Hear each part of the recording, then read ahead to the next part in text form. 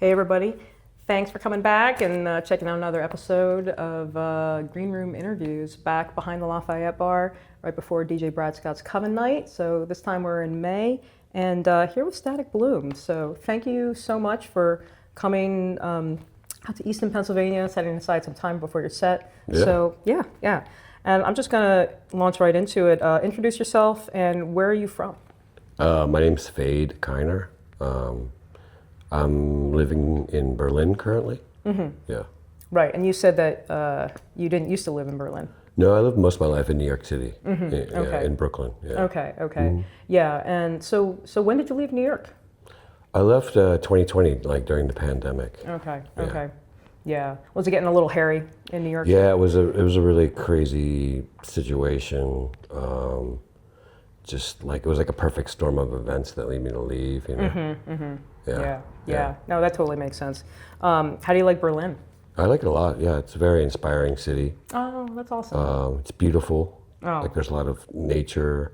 There's art. It's like a melting pot, like New York City. You know, you have That's nice. all types of cultures and yeah, a lot of artists and musicians that are very inspiring. Oh. And they're very open. Like it feels like a community. That sounds kind of cheesy, but it's true. Yeah. I mean, that's impressive for a big city to feel like you have a community. I mean, I think that's tough in New York, you know, because it's so big. Yeah. I think in the climate in New York and the States it's this more competition type of vibe, you know? Yeah. Where I feel it's a little bit more inclusive or collaborative or it doesn't seem as competitive. Oh, yeah. That is really nice. Yeah, that's my dream to get out. I haven't been to Germany, but I always hear really good things about Berlin and Leipzig and, you know, all the places. Definitely it's on my bucket list. Just getting right into the music part though. So who were some of your early musical influences?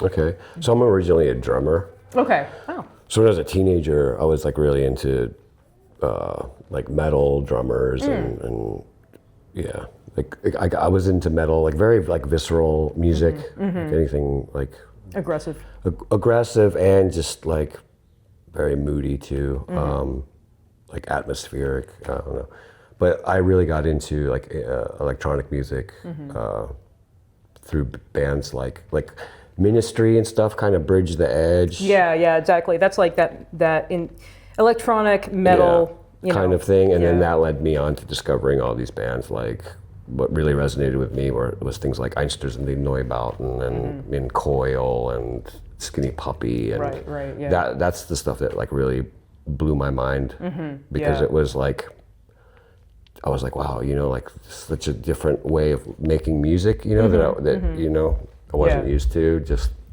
from the norm band kind of things.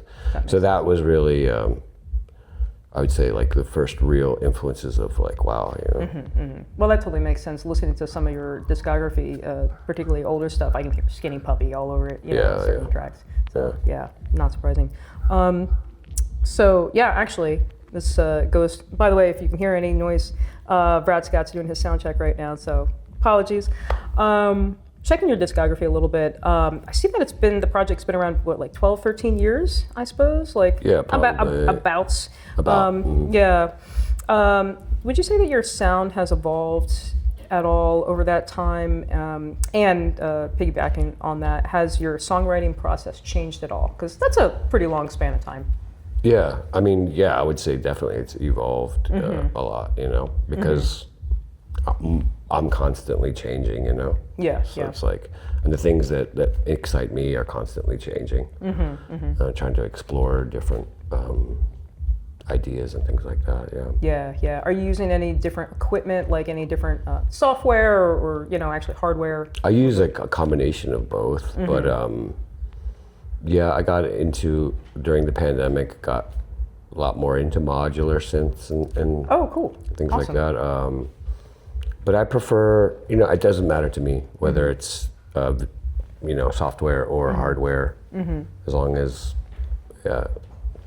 doesn't matter. It's usually a mixture of both. Yeah. Yeah. I can see your stuff is really experimental, so you don't seem like you're too, it's just like whatever's going to make the sound that you're looking for. So that makes sense. Yeah. So actually, we touched on this a little bit. Since moving to Berlin from New York City, has the Berlin scene influenced your style at all? Have you? I mean, I don't know if I can necessarily hear a huge difference. Right.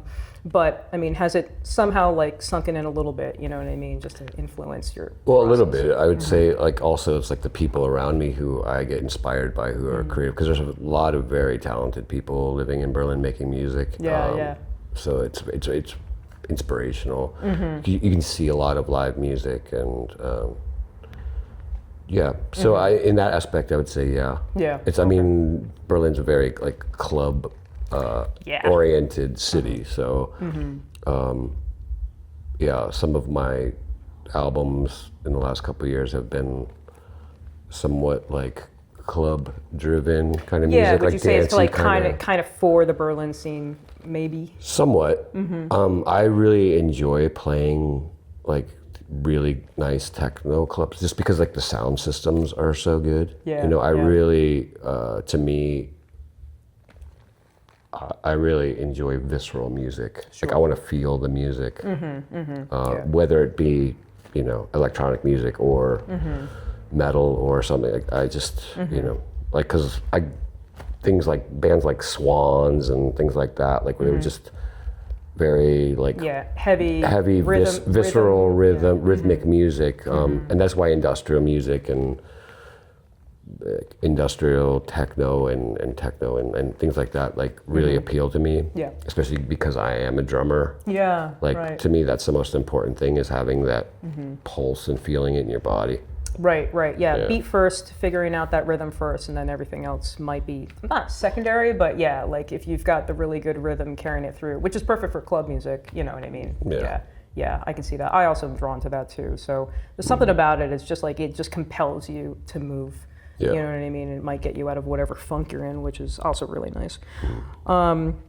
So tell me about your latest release, The Casket Nest. Any themes that run throughout it at all? I know it's a little like. I mean, there's not a constant theme that weaves through each track. They just kind of like they fit together. I'd say so. Yeah. In this like mood. For me, it's more about like the mood of things. I don't really write like concept albums or anything like this. I know. Yeah, right. I know some artists. That's. I mean, that's if that's what they want to do, but for me, it's not really like that. Yeah. But again, I would say it still fits. Like that album would fit in a Berlin club. I would think. Some of it, yeah. There are some like more like atmospheric kind of slower things on that too. Yeah. That's true. Yeah. I know. When I was listening to it, I really like it because it's the vocals are very much secondary. They're really buried. So I could put that on and it helped me focus doing something else. You know what I mean? Just doing drawing, painting, or just like even writing or something like that. It's just I don't know. It's very good focusing music. So for what it's worth. So you mentioned some other artists in the Berlin scene, and these artists don't necessarily have to be from Berlin, but who are you currently listening to? Who are you really like excited by right now when you just want to put something on just purely for yourself? Okay, well I listen to a lot of music, but lately I've listened to this band. I mean, I like them a lot, but House of Rafna, and they have also a side project of their band. It's November Novelette. It's like the more mellower version of it. But I also listen a lot to my friends' bands. Aska, he's a guy from Iceland. It's very pretty, dark, melancholic music. Orphix. They're really top-notch, like live techno, industrial. Who else am I listening to? I mean, I listen to a lot of older stuff too, like revisiting like a lot of like Clinic and like Clock DVA. Stuff like that. Classic stuff. And there's some newer artists too, like Headless Horseman's Berlin guy, good producer. Like he always puts out really nice stuff. That's cool. Yeah. Yeah.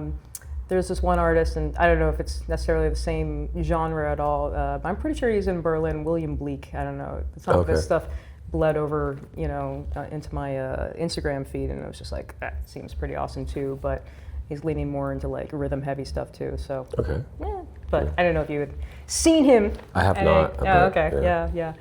There's so much, but you mentioned a lot of bands that I need to dig into. To be fair, so that all sounds really cool. So thanks for coming back to the States for a little bit. So yeah, by the way, Faye just played at Landfill in New York City just last night. So yeah, this whirlwind tour. Actually, do you have any other shows lined up? That was one thing I forgot to. Not in the U.S. I mean, at all. Yeah, anywhere. I have a couple things going on in Berlin. I'm playing at Tresor, and then I'm doing Hands Night. They're the label that put that last record out. Okay. And then I'm doing a small festival somewhere in the north in Norway. Oh.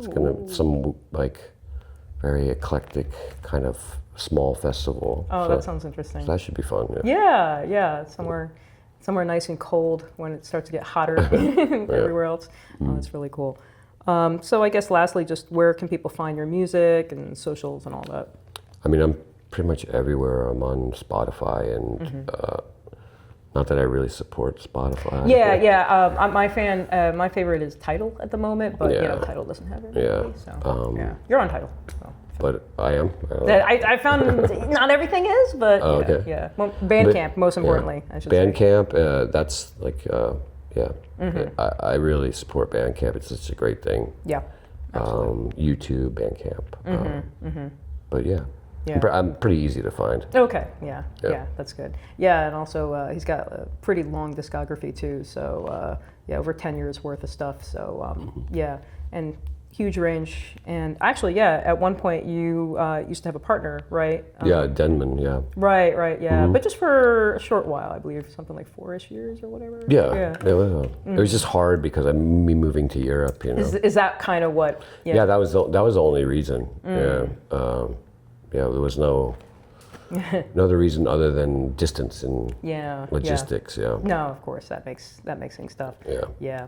Well, thank you again for setting aside time. I'm really psyched, by the way. I've never seen you perform, even though you've been through. Usually, we live in New Jersey, and usually I go to Philly for shows, sometimes New York City, and I just, for whatever reason, you've come through, and all my friends have seen you, but I haven't. So really psyched for the show tonight. Yeah, hopefully I'll get some good footage of some of your set. So, thanks again. Great, thank you. Yeah.